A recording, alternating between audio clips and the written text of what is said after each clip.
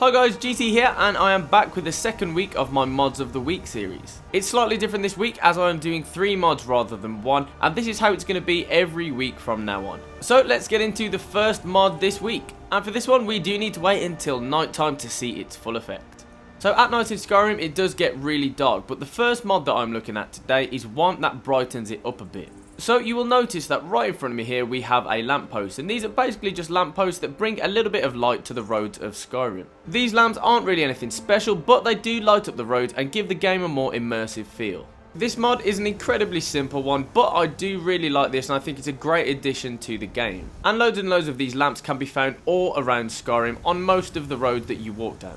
If you do want to find this mod for yourself, it's simply called Lampposts of Skyrim.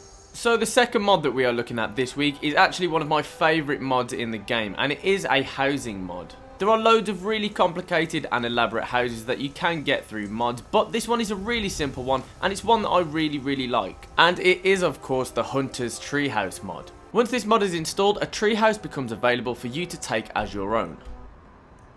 And this treehouse is located in between Riverwood and Whiterun. It's really simple to get to, and once you get here you will find this treehouse here.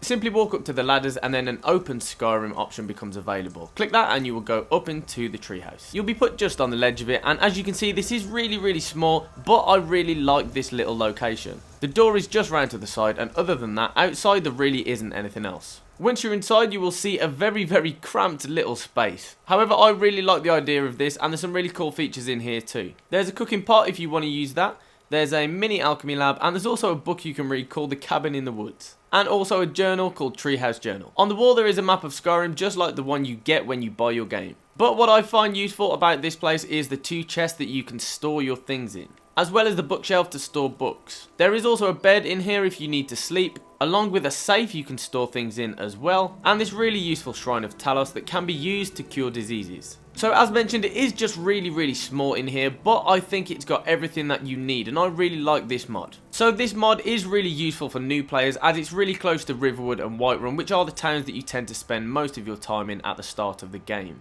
But it can also be used by experienced players like myself, and I just really like the idea of having a house up in the trees. And if you do want to download this mod for yourself, it is just called Hunter's Treehouse. So our final mod of this week is a really useful one, and it's something that I've used a lot. So when out adventuring you may well have got some really good loot, but it's not something that you're going to use and you want to sell it. One problem that a lot of players experience is that a lot of the shops and the stores just can't afford the gear that you are trying to offload. Our third and final mod solves that problem because all shopkeepers have a hell of a lot more money. And to be exact, all shopkeepers have 10,000 gold to spend on the items that you no longer want. So if I wanted to, I could sell my Deathbrand armor all to the same guy at the same time without having to wait at all or go round all of the other shopkeepers and sell the parts individually. That mod has been really useful to me and I do really recommend it if you've experienced the same problem that I did. And if you want to get that mod for yourself, it is called Rich Merchants of Skyrim. So guys, hopefully you enjoyed this second installment of my Mods of the Week series, and as mentioned at the start, I will be looking at 3 mods per week from now on.